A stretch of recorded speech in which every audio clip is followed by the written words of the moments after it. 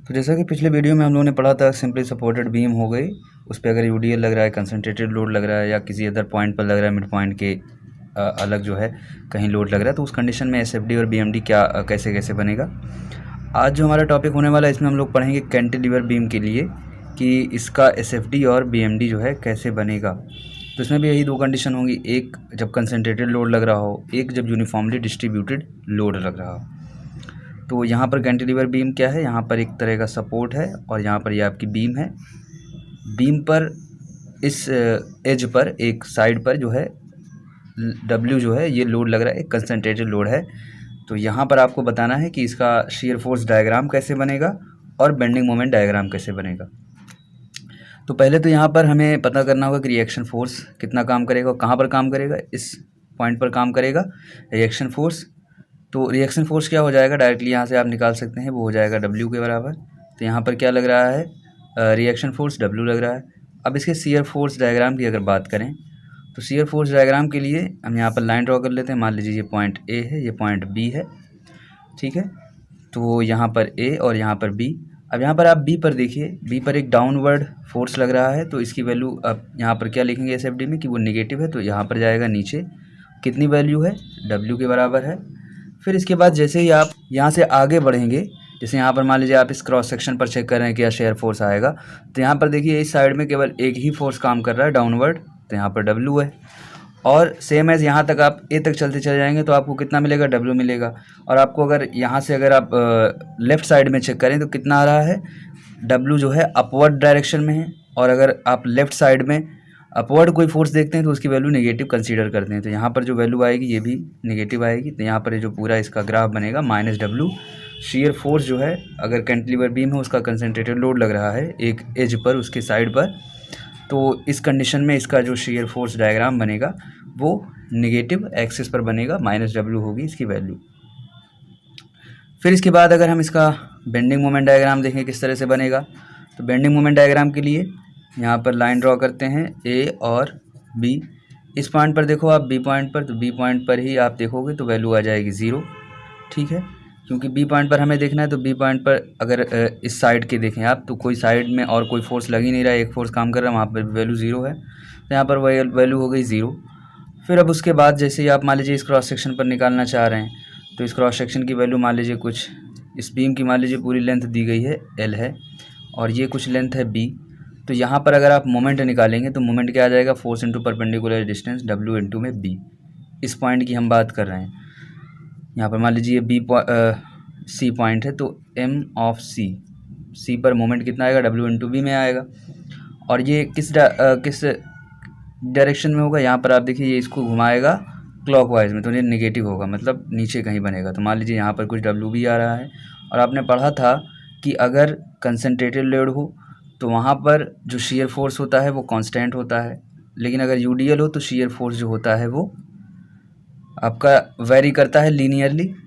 अगर concentrated load में shear force constant होता है तो जो मोमेंट होता है वो आपका लीनियरली वेरी करता है एक्स के साथ। तो यहाँ पर किस तरह से ये वेरी करेगा, लीनियरली, एक लाइन के फॉर्म में होगा, तो मतलब ये एक लाइन बनेगी।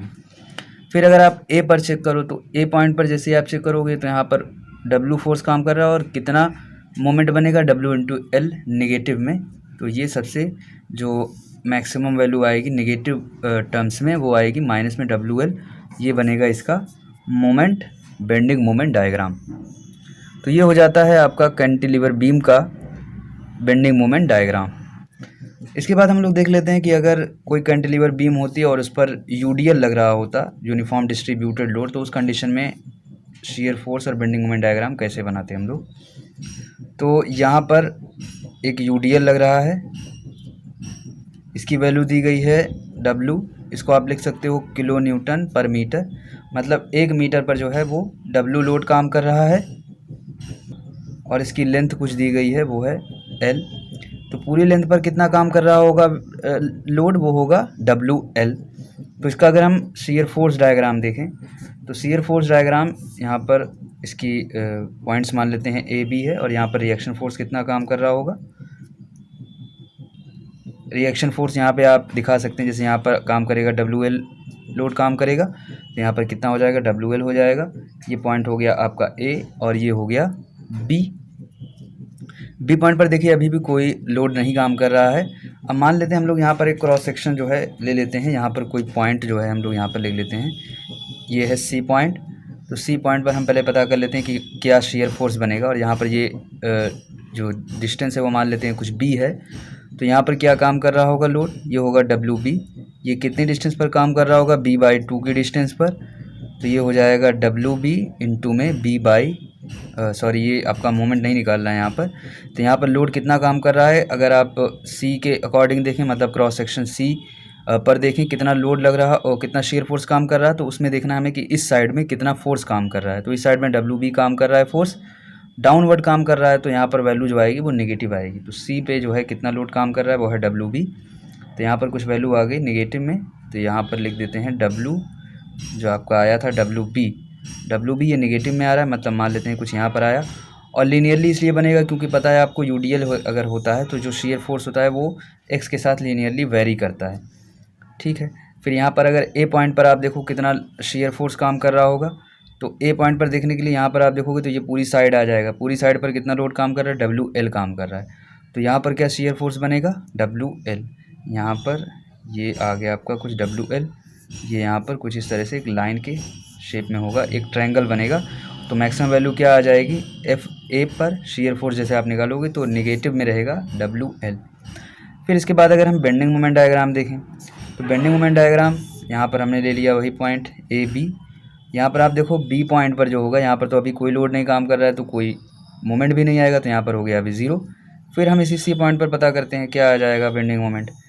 सी पॉइंट पर आ जाएगा लोड आपका डब्ल्यू बी लग रहा है, कितनी डिस्टेंस पर लग रहा है, बी बाई टू पर, तो W B square by two. और ये नेगेटिव में आएगा क्योंकि यहाँ पर आप देखो ये इसको क्लॉकवाइज घुमाएगा, तो यहाँ पर कुछ वैल्यू आ गई W B square by two. इसके बाद अगर आप ए पर देखो कितना आएगा, तो ए पर आएगा डब्ल्यू एल काम कर रहा है, लोड कितनी लेंथ पर काम कर रहा है, एल बाई टू की लेंथ पर, तो W L square by to. यहाँ पर कुछ वैल्यू आएगी, ये आएगी W L square by to. ये भी नेगेटिव में होगा क्योंकि यहाँ पर देखो ये भी इसको क्लॉकवाइज घुमाएगा, और इस पॉइंट पर इसका इफेक्ट तो खत्म हो जाएगा, डब्ल्यू एल इंटू जीरो में मल्टीप्लाई होगा, तो W L square by to यहाँ पर आ जाएगा। अब इसका देखिए कर्व कैसा बनेगा, लाइन के फॉर्म का नहीं बनेगा, क्योंकि आपने जो देखा था कि बेंडिंग मोमेंट और शेयर फोर्स और लोड में जो रिलेशन देखा था उसमें हमने पढ़ा था कि अगर यूडीएल लग रहा हो तो यूडीएल में शेयर फोर्स तो एक्स के साथ लीनियरली वेरी करता है, लेकिन जो बेंडिंग मोमेंट होता है वो एक्स के साथ जो है पैराबोलिकली जो है पैराबोलिक फॉर्म में इसका कर्व बनता है, x square plus x plus constant, वो पैराबोलिक कर्व के फॉर्म में होता है। तो यहाँ पर कुछ इस तरह से बनेगा, यहाँ पर पहले वैल्यू जो है बढ़ती चली जा रही है, यहाँ पर आप देखें यहाँ पर कुछ इस तरह से इसका जो है ग्राफ बनेगा। मतलब अगर आप इसका ग्राफ देखो तो यहाँ पर W L square by to है और यहाँ पर आ रहा है ज़ीरो, तो कुछ इस तरह का इसका बनेगा ग्राफ। ये कर्व के फॉर्म का होगा, लाइन नहीं होगा। यहाँ पर ये पॉइंट ए, यहाँ पर ये पॉइंट बी, और यहाँ पर ये जो पॉइंट सी आपने यहाँ पर जो वैल्यू निकाली थी W B square by two, और यहाँ पर आ रहा है W L square by two, और ये सभी नेगेटिव में है। तो अगर ए पर आपसे पूछा जाए कि यहाँ पर बेंडिंग मोमेंट क्या आ रहा है, कैंटिलीवर बीम के सपोर्ट पर कितना आ रहा है बेंडिंग मोमेंट, तो वो आ रहा है W L square by to, negative में है वैल्यू, मतलब कि नीचे की डायरेक्शन में यहाँ पर ये बेंड होगा। यहाँ पर मोमेंट जो लग रहा है वो क्लॉकवाइज लग रहा है, इस डायरेक्शन में आप कह सकते हैं। तो यहाँ तक हो गया आपका कैंटिलीवर बीम का जो शेयर फोर्स डायग्राम है और बेंडिंग मोमेंट डायग्राम, उसको हमने समझ लिया। इसके बाद एक लास्ट पॉइंट इसमें बचता है over hanging beam. Over hanging beam में हमें पढ़ना है कॉन्ट्राफ्लेक्सर पॉइंट, वो क्या होता है उसको समझ लेते हैं। उसको हम लोग एग्जाम्पल के थ्रू समझते हैं। यहाँ पर हम लोगों ने एक एग्जाम्पल ले लेते हैं। यहाँ पर एक बीम है और बीम यहाँ पर कुछ ओवर हैंगिंग बीम है, मतलब यहाँ पर देखिए आप लोड लग रहा है और लोड के बाहर जो है कुछ पोर्शन जो है ये बाहर है। तो इसके अकॉर्डिंग देखो आप, तो यहाँ पर ये कैंटिलीवर बीम की तरह वर्क कर रहा है और यहाँ पर ये सिंपल बीम है। तो सिंपल बीम हो गया और यहाँ पर ये हो गया कैंटिलीवर बीम। तो इन दोनों का जो एक तरह से मिक्सचर होता है वो होता है आपका ओवर हैंगिंग बीम। और यहाँ पर अगर हम सभी लोड की बात करें कि कितना कितना लोड यहाँ पर काम कर रहा है, और यहाँ पर आपका कुछ 10 किलो न्यूटन का जो है लोड लग रहा है, और इस साइड पर जो लोड लग रहा है उसकी वैल्यू है 4 किलो न्यूटन। और यहाँ पर इन सभी की अगर डिस्टेंस की बात करें तो इस पूरे की डिस्टेंस दी गई है 10 मीटर, और ये है आपका जो ओवर हैंगिंग पोर्शन है वो है 2 मीटर। तो ये क्या है, one sided over hanging beam है। तो इसका हम पहले बना देते हैं एसएफडी और बीएमडी, तो उससे ही हम लोग समझ लेंगे कि जो कॉन्ट्राफ्लेक्सर पॉइंट होता है, पॉइंट ऑफ कॉन्ट्राफ्लेक्सर, वो क्या होता है, उसको कैसे समझना है हमें। तो यहाँ पर जो हमने क्वेश्चन लिया था इसको थोड़ा सा अच्छे से बना लेते हैं। ये है बीम और बीम का ये पॉइंट हमने ले लिया ए, ये पॉइंट बी, और इसका मिडिल पॉइंट हम मान लेते हैं कि सी है, कुछ भी आप मान लीजिए। यहाँ पर आपका आ रहा है जो लोड लग रहा है वो है 4 किलो न्यूटन, और यहाँ पर जो लोड लग रहा है इसके मिड पर वो है 10 किलो न्यूटन, और इसकी जो डिस्टेंस दी गई है वो है 10 में, और इसकी जो दी गई है डिस्टेंस वो है 2 मीटर। और यहाँ पर आप देखिए कि ये जो 10 न्यूटन जो है फोर्स लग रहा है वो मिड पर लग रहा है, और यहाँ पर इसको सपोर्ट दिया गया है, यहाँ पर एक सिंपल सपोर्ट दिया गया, और यहाँ पर एक रोलर सपोर्ट है। ठीक है, तो पहले तो यहाँ पर हमें रिएक्शन फाइंड आउट करना, उसके बाद ही हम एसएफडी बीएमडी बना पाएंगे। यहाँ पर मान लेते हैं कुछ रिएक्शन आरए काम कर रहा है, यहाँ पर रिएक्शन कुछ आरसी काम कर रहा है। तो रिएक्शन फोर्स कैसे निकालते हैं, पहले तो फोर्स को बैलेंस करते हैं, कितना आ जाएगा, आरए प्लस आरबी बराबर में हो जाएगा 10 + 4 14 आ जाएगा। फिर उसके बाद मोमेंट हम लोग निकाल लेते हैं ए पॉइंट के अबाउट मोमेंट का जो पूरा एल्जेब्रिक सम होगा वो 0 होगा। तो 10 न्यूटन, यहाँ पर देखिए आपको 10 किलो न्यूटन दिया गया है, सभी जो है यहाँ पर 10 किलो न्यूटन, यहाँ पर 4 किलो न्यूटन। तो 10 किलो न्यूटन इंटू में 5, तो कितना हो जाएगा 50 kilo newton, 50 kilo newton metre, ये आ जाएगा मोमेंट। और ये आपका किस डायरेक्शन में जाएगा, ये आपका जाएगा क्लॉकवाइज में, तो ये नेगेटिव हम कंसीडर करेंगे। फिर उसके बाद आरसी मिलेगा, आरसी आपका एंटी क्लॉक में घुमाएगा, आरसी इंटू में 10 हो गया। फिर ये भी आपका क्लॉकवाइज में घुमाएगा, इसको भी माइनस कंसीडर करेंगे, 4 इंटू में 12 = 0 आ गया।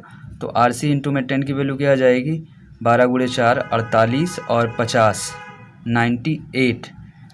यहाँ पर आरसी की वैल्यू मिल जाएगी 9.8 न्यूटन, ये किलो न्यूटन में है, तो यहाँ पर हो जाएगा 9.8 किलो न्यूटन आरसी की वैल्यू हो गई। यहाँ पर आरसी हम लोगों ने माना है आरए प्लस आरसी, तो यहाँ पर अगर हम आर ए की वैल्यू निकालें तो ये हो जाएगा 14 माइनस में 9.8, तो यहाँ पर 10 - 8 हो जाएगा 2, और 13 - 9 4, तो 4.2, यहाँ पर 4.2 किलो न्यूटन लग रहा है, और यहाँ पर लग रहा है 9.8 किलो न्यूटन। अब इसका हम लोग शियर फोर्स बना लेते हैं, शियर फोर्स डायग्राम बना लेते हैं, उसके बाद हम लोग बनाएंगे इसका बीएमडी, उसी में समझेंगे कि पॉइंट ऑफ कॉन्ट्राफ्लेक्चर जो है वो क्या है। तो शियर फोर्स डायग्राम बनाने के लिए यहाँ पर पहले तो सभी पॉइंट्स ड्रॉ कर लेते हैं। यहाँ पर ए पॉइंट है, यहाँ पर कहीं सी पॉइंट है, और यहाँ पर बी पॉइंट है। तो बी पॉइंट पर आप देखो कितना जो है लोड काम कर रहा है, उतना ही शियर फोर्स काम करेगा। बी पॉइंट पर आप देखें लोड 4 किलो न्यूटन है, तो ये डाउनवर्ड डायरेक्शन में है, तो माइनस आएगा, माइनस में 4। फिर इसके बाद जैसे ही आप आगे बढ़ेंगे, मान लीजिए इस पॉइंट पर आप चेक कर रहे हैं, तो यहाँ पर भी शियर फोर्स कितना काम कर रहा है, 4 किलो न्यूटन ही काम कर रहा है, क्योंकि जिस क्रॉस सेक्शन पर हम देखते हैं तो उसके एक साइड पर हम देखते हैं कितना फोर्स काम कर रहा है, तो 4 किलो न्यूटन जो है डाउनवर्ड डायरेक्शन में काम कर रहा है। और जब तक आप सी तक आएंगे तब तक ये 4 किलो न्यूटन काम करेगा, तो यहाँ तक पूरा हो जाएगा आपका 4 किलो न्यूटन। जस्ट सी पर देखें कितना होगा, तो जस्ट सी पर देखो आप 9.8 किलो न्यूटन काम कर रहा है अपवर्ड, और 4 जो है डाउनवर्ड कर रहा है, तो 9.8 - 4 ये हमने निकाला है एफ सी पर, तो ये कितना आ जाएगा 5.8। तो यहाँ पर वैल्यू थी आपकी -4, अब इसके बाद हो जा रही है प्लस में 5.8, प्लस में है ये 5.8 किलो न्यूटन। ठीक है, फिर अब इसके बाद जैसे ही आप यहाँ पर आगे बढ़ते चले आएंगे, तो यहाँ पर भी देखिए वही ये डिफरेंस ही देखना पड़ेगा आपको, 5.8 किलो न्यूटन यहाँ तक आपको बढ़ना है। और इस पॉइंट को मान लेते हैं कुछ डी पॉइंट है, यहाँ तक तो आपका 5.8 ही रहेगा। जस्ट डी पर आप देखोगे तो 10 किलो न्यूटन डाउनवर्ड लग रहा है, और 5.8 जो है आपका वो अपवर्ड लग रहा है। तो 10 माइनस में 5.8, ये माइनस में आपका 10 होगा क्योंकि डाउनवर्ड लग रहा है, 5.8 प्लस में होगा, तो ये हम निकाल रहे हैं एफ डी पर। तो कितना आ जाएगा, ये आ जाएगा 4.2 नेगेटिव में। तो यहाँ पर आपको वैल्यू मिल जाएगी कुछ, यहाँ पर 5.8 था, जस्ट डी पर आप देख रहे हैं, तो ये आ जाएगा 4.2, यहाँ से कुछ यहाँ पर मिलेगा, मान लीजिए यहाँ पर। अब आपका ग्राफ यहाँ पर आएगा, अभी जो है ये इतना मिला था -4, फिर उसके बाद 5.8, यहाँ पर देखिए कहीं वैल्यू 0 नहीं आ रही है। जस्ट सी पर आप चेक करें तो कुछ वैल्यू 5.8 आ जा रही है, जस्ट डी पर चेक करें तो 4.2 आ जा रही है। फिर अब इसके बाद देखिए आप यहाँ पर भी चेक करें तो वही डिफरेंस आपको देखने को मिलेगा, माइनस में 4.2। फिर आप इसके बाद इसका लेफ्ट साइड चेक कर लीजिए, तो 4.2 अपवर्ड में है, मतलब ये नेगेटिव कंसीडर करेंगे, तो यहाँ तक आपको जो शेयर फोर्स मिलेगा वो हो जाएगा 4.2। तो इसका देख रहे हैं आप शेयर फोर्स डायग्राम, तो इतना ही यहाँ पर बन गया, ईजिली बन गया। अब इसके बाद बेंडिंग मोमेंट डायग्राम बना लेते हैं, bending moment diagram. Bending moment diagram कैसे बनाएंगे, बेंडिंग मोमेंट डायग्राम के लिए हम यहाँ पर लाइन जो है ड्रॉ कर लेते हैं। ये ए पॉइंट, ये आपका हो गया बी पॉइंट, और यहाँ पर हम कंसीडर किए थे सी, और यहाँ पर इसका मिडिल था डी। तो यहाँ पर देखिए बी पॉइंट पर अगर आप बेंडिंग मोमेंट देखें तो वो तो ज़ीरो है, क्योंकि यहाँ पर लोड लग रहा है और लोड से जो पॉइंट की डिस्टेंस है वो है ज़ीरो, तो यहाँ पर हो गया अभी ज़ीरो। ठीक है, फिर यहाँ पर मान लीजिए हम लोग निकाल रहे हैं इस सी पॉइंट पर निकाल रहे हैं, सी पॉइंट है तो M at C point, moment at point C, तो यहाँ पर 4 किलो न्यूटन डाउनवर्ड काम कर रहा है, डिस्टेंस कितना है 2, तो इसकी वजह से क्लॉकवाइज रोटेशन होगा, मतलब यहाँ पर माइनस लगेगा, माइनस में 8 किलो न्यूटन मीटर का जो है यहाँ पर मोमेंट बन रहा है, और ये नेगेटिव डायरेक्शन में आएगा, मतलब यहाँ पर कहीं बनेगा। अब देखिए ये लाइन के फॉर्म का होगा कि कर्व के फॉर्म का होगा, तो यहाँ पर देख सकते हैं आप एक कंसनट्रेटेड लोड लग रहा है, तो एक लाइन के फॉर्म का बनेगा। यहाँ पर 0 था, अब ये -8 हो गया, मान लीजिए यहाँ पर कहीं -8 मिल रहा है, तो यहाँ पर ये कुछ इस तरह से इसका ग्राफ बना सी पॉइंट पर। फिर अब इसके बाद जैसे ही हम थोड़ा सा आगे चलते चले जाएँ, यहाँ पर मान लीजिए हम डी पर अब चेक करेंगे, बीच में चेक करने की ज़रूरत क्या है, यहाँ पर हम डी पर चेक कर लेते हैं, या फिर आप चेक करना भी चाहें, यहाँ पर मान लीजिए 2 है, तो यहाँ पर मान लीजिए हम कुछ यहाँ पर 3 मीटर की डिस्टेंस पर निकाल रहे हैं, क्या मोमेंट बनेगा, तो 3 मीटर पर हम बाद में निकालेंगे, पहले हम यहाँ पर डी पर निकाल लेते हैं। तो डी पर मैग्नेटिक मोमेंट जो है bending moment M at point D पर क्या बनेगा उसको हम लोग निकाल लेते हैं। तो यहाँ पर देखिए मोमेंट डी पर कितना आ जाएगा, तो यहाँ पर कितने फोर्सेस काम कर रहे हैं, एक आपका काम कर रहा है RC काम कर रहा है 9.8 वाला और 4 किलो न्यूटन, तो 4 किलो न्यूटन की वजह से जो बेंडिंग मोमेंट आएगा वो आएगा आपका क्लॉकवाइज, तो माइनस में आएगा 4 इंटू में यहाँ तक की डिस्टेंस कितना हो जाएगी 5, क्योंकि यह हाफ पे लग रहा है, 5 + 2 7, प्लस में इसकी वजह से आएगा प्लस में, एंटी क्लॉक है 9.8 इंटू में जो 5 है डिस्टेंस 9.8 इंटू में 5, इसको आप कैलकुलेट करेंगे आ जाएगा 5 × 8 40, पॉइंट हट गया, 5 × 9 45, 45 और 4 49 आ गया आपका 49, और इधर है 28 माइनस में है, 9 में से 8 गए 1, 4 में से 2 गए 2, 21 आपका आ रहा है पॉजिटिव में, मतलब यहाँ पर कुछ वैल्यू मिल रही थी, अब यहाँ पर माइनस से डायरेक्ट हो जा रहा है 28, और लीनियर ही जाएगा, एक लाइन के ही कर्व का होगा, तो यहाँ पर मान लीजिए कहीं 28 मिल रहा है, तो यहाँ पर कुछ इस तरह से अब ग्राफ बना, लाइन बना, मतलब ये पोर्शन हो गया। अब इसके बाद यहाँ पर जितना बढ़ेगा वो देख लेंगे हम लोग। तो यहाँ पर पहले हम लोग 3 पर चेक कर लेते हैं कि यहाँ से बी से जो है 3 मीटर की डिस्टेंस पर कितना आएगा मोमेंट, हमें पता चल जाएगा। एम एट 3, यहाँ पर 3 लिख देते हैं, तो 3 मीटर की डिस्टेंस पर यहाँ पर आप देखो कितना काम कर रहा है, एक 9.8 काम कर रहा है, इससे कितनी इसकी डिस्टेंस होगी, यहाँ पर 2 है और यहाँ पर 1, ये 1 मीटर डिस्टेंस है सी से, तो 9.8 हो गया, ये एंटी क्लॉक में है तो प्लस में होगा, फिर माइनस में आएगा इसकी वजह से 4 इंटू में 2 + 1 3 आ गया, तो यहाँ पर हो जाएगा 12, माइनस में 12, माइनस में हो जाएगा 12, 9.8 माइनस में है 12, 12 में से आपको 9.8 घटाना है, तो 10 में से 8 गए 2, 11 में से 9 गए 2, 2.2, और ये आएगा आपका माइनस में आएगा, ठीक है, माइनस में 2.2, मतलब यहाँ पर कुछ वैल्यू आएगी, तो यहाँ पर आप देख रहे हो -8 से -2 गया, मतलब जस्ट जो है 3 के बाहर ही, मतलब यहाँ पर डिस्टेंस आपकी यहाँ तक है 5 और 2 7, और यहाँ तक डिस्टेंस हो गई 3, तो 3 और 7 के बीच में कहीं इस पर वैल्यू जो है 0 हो रही है। फिर अब इसका पूरा पहले बेंडिंग मोमेंट डायग्राम बना लेते हैं। फिर आप यहाँ पर देखो डी के बाद क्या बनेगा, ए पॉइंट पर देखते हैं क्या बनेगा, मोमेंट एट ए। यहाँ पर तीनों फोर्स कंसीडर हो जाएंगे, एक ये वाला 10 किलो न्यूटन, एक 4 किलो न्यूटन और एक 9.8 किलो न्यूटन। तो 4 किलो न्यूटन की वजह से और 10 किलो न्यूटन की वजह से क्लॉकवाइज में जाएगा तो माइनस में जाएगा, तो 4 इंटू में यहाँ तक की पूरी डिस्टेंस हो जाएगी 12, माइनस में है, फिर माइनस में इसकी वजह से कितना बनेगा 10 इंटू में 5, फिर ये आपका बनेगा एंटी क्लॉकवाइज डायरेक्शन में, तो ये पॉजिटिव आएगा 9.8 प्लस में 9.8 इंटू में यहाँ तक की जो डिस्टेंस है वो है 10, तो कितना हो गया 98, ये हो गया 12 × 4 48 माइनस में, और इधर 50 और प्लस में है 98, तो 50 + 48 98 हो गया माइनस में, और इधर प्लस में, तो वैल्यू आ गई 0। तो यहाँ तक क्या वैल्यू आ गई आपकी 0 आ गई। तो इसका अगर आप देखें शेयर बेंडिंग मोमेंट डायग्राम जो बना वो कुछ ये वाला जो पोर्शन है ये आपका बन रहा है। तो यहाँ पर ये सभी वैल्यूज़ को दिखा रहा है कि हर क्रॉस सेक्शन पर जो है बेंडिंग मोमेंट क्या आ रहा है। तो यहाँ पर अगर आप देखें कि यहाँ पर देखिए यहाँ तक का जो ए से लेकर के सी तक का पोर्शन है वो सिंपली सपोर्टेड बीम है। उसके बाद बी से और बी और सी का जो पोर्शन है वो है एक कैंटिलीवर बीम का। और कैंटिलीवर बीम के लिए आप जो देखते हैं मोमेंट का डायग्राम बनता है बेंडिंग मोमेंट का, वो नेगेटिव बनता है, नेगेटिव पोर्शन में जाता है। और जो सिंपली सपोर्टेड के लिए जो बेंडिंग मोमेंट का डायग्राम बनता है वो पॉजिटिव में जाता है। चाहे आपने कंसंट्रेटेड लोड जब मिड स्पैन पर लग रहा है तो कुछ इस तरह से बन रहा होगा ट्रायंगल के शेप का, अगर मिड पर नहीं लग रहा है कुछ इस तरह से बन रहा था, अगर जो है यूडीएल लग रहा था तो कुछ कर्व के शेप का बन रहा था, लेकिन पॉजिटिव में आता है। लेकिन कैंटिलीवर बीम के लिए नेगेटिव में आता है। तो इसका मतलब जब ओवर हैंगिंग बीम होगी जिसमें कि सिंपली सपोर्टेड और कैंटिलीवर बीम दोनों है, तो इसका मतलब कैंटिलीवर बीम क्या बेंडिंग मोमेंट बनाएगी, वो नेगेटिव बनाएगी, और जो सिंपली सपोर्टेड बीम होगी वो पॉजिटिव बनाएगी। मतलब यहाँ पर नेगेटिव होगा और यहाँ पर पॉजिटिव होगा। ये किसके लिए होगा, कैंटिलीवर बीम के लिए, और ये होगा आपका सिंपली सपोर्टेड बीम के लिए। तो जब माइनस से वैल्यू प्लस में जाती है तो ऑब्वियसली सी बात है कहीं ना कहीं वैल्यू जीरो रही होगी।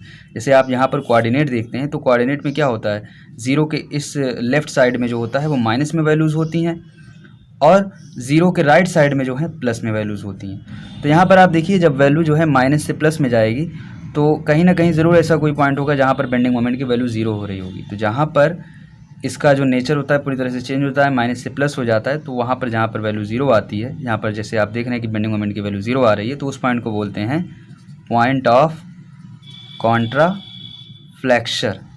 मतलब यहाँ पर जो होता है बेंडिंग जो होती है वो पूरी तरह से चेंज हो जाती है, जो बेंडिंग का शेप होता है। जैसे यहाँ तक आप देखो, जैसे आप इस बीम का अगर फिगर बनाते, ये यहाँ पर जिस पॉइंट पर मान लीजिए यहाँ पर ई पॉइंट पर कहीं ज़ीरो आ रहा है तो ए पॉइंट है, यहाँ पर डी पॉइंट है, यहाँ पर कहीं ई पॉइंट है, यहाँ पर सी है और यहाँ पर बी है। तो यहाँ पर देखो आप, यहाँ तक वैल्यू जो है वो निगेटिव है और यहाँ तक वैल्यू जो है वो है पॉजिटिव। तो जब तक पॉजिटिव है तो बेंड कुछ इस डायरेक्शन में करेगा, ठीक है, और जब निगेटिव है तो कुछ इस डायरेक्शन में करेगा, नेगेटिव है तो कुछ इस तरह से होगा। मतलब यहाँ पर आप देखो नेचर जो है चेंज हो जा रहा है। ओवर हैंगिंग बीम कुछ यहाँ पर इस तरह से बेंड हो रही है और जो आपकी सिंपली सपोर्टेड बीम है वो कुछ इस तरह से चेंज हो रही है। तो जब नेचर चेंज होता है, माइनस से प्लस में होता है, तो कहीं ना कहीं पॉइंट जो है किसी पॉइंट पर बेंडिंग मोमेंट की वैल्यू जो है वो ज़ीरो आ रही होती है, तो उस पॉइंट को बोलते हैं कॉन्ट्रा फ्लैक्चर पॉइंट।